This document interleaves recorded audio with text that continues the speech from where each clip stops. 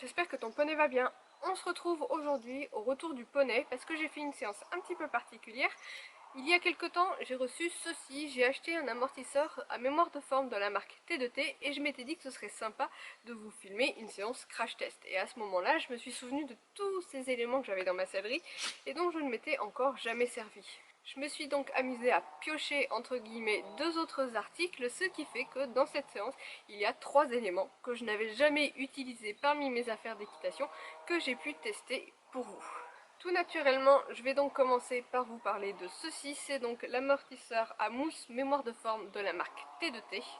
Il a la particularité d'avoir une gouttière, comme vous allez le voir, hyper souple, en mèche, très aérée, et c'est l'une des raisons pour lesquelles j'ai craqué sur cet amortisseur là plutôt qu'un autre. Donc vous verrez sur cette séance que j'ai pu l'utiliser sous ma selle d'obstacle, c'était le but en achetant cet amortisseur. Et c'était un petit peu un coup de poker, je l'avoue, parce qu'il y a très peu d'avis sur cet article pour le moment sur internet puisqu'il est assez récent. Le deuxième élément, c'est ceci. Alors non, ce ne sont pas les étriers, mais bien les étrivières de la marque CWD, et c'est le modèle triangulé. J'avais acheté ça il y a presque 2 ans, je crois, même plus de 2 ans, sur une vente privée. J'avais un peu peur que ce soit court parce que c'est clairement la taille enfant, et vous allez voir, c'est une paire d'étrivières assez particulière qui s'accroche au niveau des contre-sanglants de la selle et qui favorise une bonne fixité de la jambe. Pour terminer, voici le dernier article, non pas le bridon complet, quoique jusque là je ne m'étais encore jamais servi ni de la tétière ni du frontal, mais je vais bien parler de la muserolle qui est une muserolle de la marque Équipe, que j'ai donc associée au mors habituel de poney et à ma paire de rennes que j'ai habituellement sur mon filet de dressage. Pourquoi j'avais choisi cette muserolle à l'époque? Parce que c'est une muserolle tout élastique et c'est vraiment quelque chose qui m'avait énormément intriguée à l'époque. Voilà, maintenant que les présentations sont faites, je te laisse avec le reste de la vidéo et mon avis un petit peu plus poussé sur chacun des articles. Je vais donc commencer par vous parler de ce fameux amortisseur.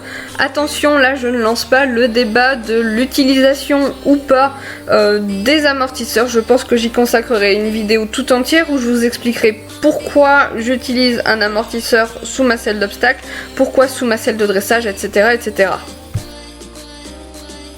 Quoi qu'il en soit, ici j'ai choisi la mousse à mémoire de forme tout simplement pour combler quelques petits déséquilibres que j'avais sous ma selle de dressage, et j'ai choisi cette marque et ce modèle, je vais être très franche avec vous, pour son prix avant toute chose.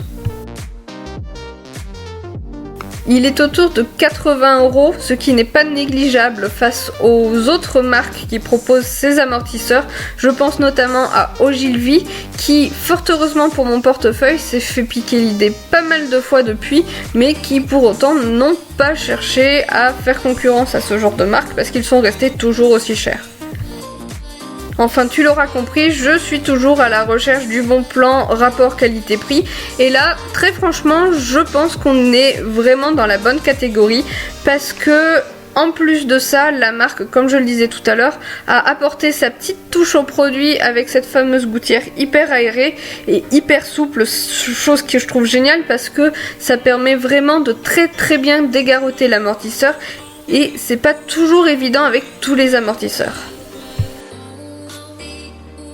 En plus de ça, je trouve la matière très satisfaisante parce que j'ai eu l'occasion il y a quelques temps d'avoir un amortisseur Kentucky qui n'avait selon moi la mémoire de forme que de nom, de par ses multiplications de couches pour un bon effet d'amorti certes, mais qui était tellement épais que ça ne nous correspondait pas du tout. Là, on est vraiment sur de la mousse très souple, on peut plier l'amortisseur dans tous les sens et au final, une fois la selle posée dessus, on est vraiment sur une très fine couche de surépaisseur, ce qui ne fait pas tourner la selle sur rayon. Et ça, crois-moi, c'est un vrai plus.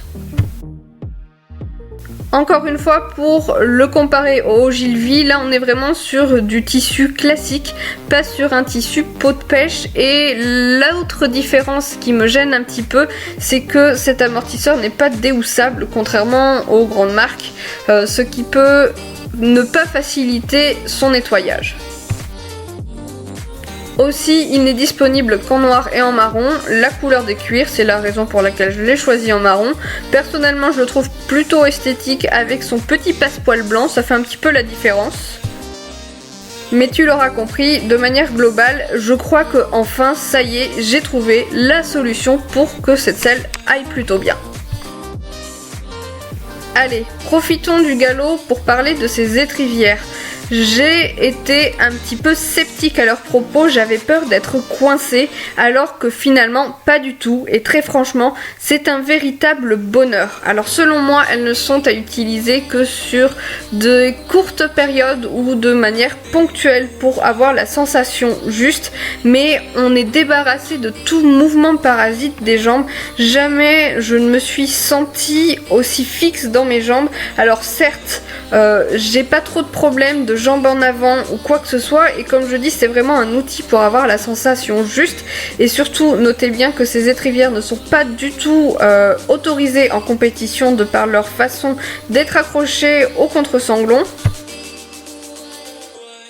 Mais c'est un artifice, et je souligne quand même ce mot là, qui te fait avoir la bonne sensation avec ton bas de jambe et qui te donne un équilibre naturellement juste. Par contre, effectivement, il faudra que je m'imprègne de cette sensation là pour pouvoir la reproduire avec des étrivières plus classiques.